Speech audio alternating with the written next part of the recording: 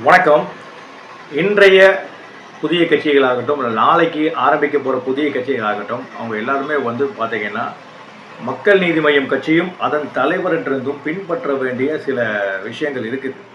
எப்படி அவர் போட்ட ஸ்டேஜ், அதாவது ரேம்ப் வாக் ஸ்டேஜ் நீங்கள்லாம் பின்பற்றுறீங்களோ, அதே மாதிரி நிறைய அரசியல் ஆர்கனைசிங் அவர்கிட்ட நீங்கள் பின்பற்ற வேண்டியிருக்கும்.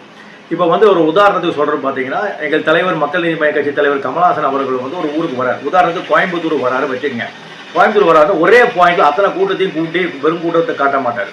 அவர் என்ன பண்ணுவாருன்னா, ஒரு கோயம்புத்தூருக்குள்ள 5 பாயிண்ட் 6 பாயிண்ட் வச்சுக்குவார். உதாரணத்துக்கு தொண்டாமுத்தூருக்கு வராரு வச்சுங்க. அங்கே இருக்க சுற்று வட்டார மக்கள் பூரா தொண்டாமுத்தூருக்கு வந்துடுவாங்க. அங்கே இருந்து பாயிண்ட் பேசி முடிச்சோன்னா நேராக செல்வபுரம், ஒரு 5 கிலோமீட்டர் தள்ளி செல்வபுரம் ஒரு ஏரியாவுக்கு வருவார். அங்கேயும் பார்த்தா அங்கே இருக்கிற சுற்று வட்டாரம் பூரா மக்கள் வந்துடுவாங்க.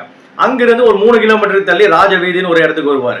அங்கே பார்த்தாங்கன்னா அங்கே இருக்கிற மக்கள் கூடுவாங்க. அப்போ என்ன ஆகும்னா, அந்த கூட்டத்தை ஸ்பிளிட் பண்ணுறது, நான் பெரிய கூட்டத்தை காட்டுறதுக்கு ஒரே இடத்துல பாயிண்ட்ல காட்ட மாட்டார்.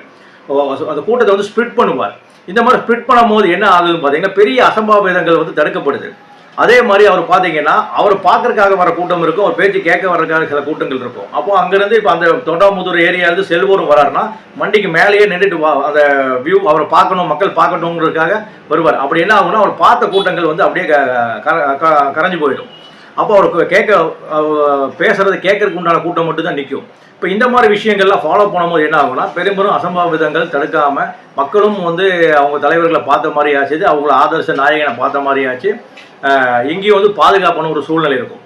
அதுபோக மக்கள் நீதி மய்யம் கட்சி என்ன பண்ணுவோம், என்னதான் நம்ம காவல்துறைகிட்ட பர்மிஷன் வாங்கினாலும் பெரும் கூட்டத்துக்கு காவல்துறையினால பெரிய அளவுக்கு பாதுகாப்பு கொடுக்க முடியாதுங்கிறது தான் நிதர்சனம். நாங்கள் என்ன பண்ணுவோம்னா, எங்கள் கட்சி தொண்டர்கள் ஒரு 50 பேர்த்த வாலண்டியர்ஸாக வச்சு தனியாக ஒரு டிஷர்ட் கொடுத்து, தனியாக ஒரு டேகை கொடுத்து, அந்த கூட்டத்தை இடையில கட்சிக்காரங்க இருப்பாங்க, அந்த கூட்டத்தை கட்டுப்படுத்துகிற வேலைகளை நாங்கள் வாலண்டியர்ஸ் பண்ணுவோம்.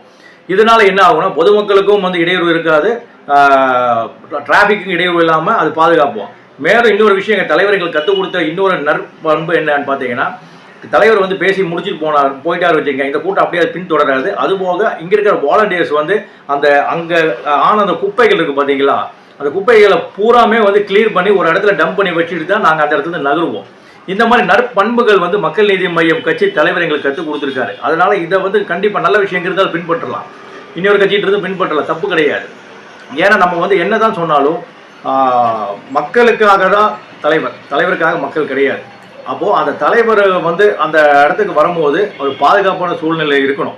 இதை எல்லாத்தையும் குறை சொல்லி பிரயோஜனம் கிடையாது. நம்ம தான் அந்த பாதுகாப்பான சூழ்நிலையை உருவாக்க வேண்டியது நம்ம ஒவ்வொருத்தரோட கடமையாகும்.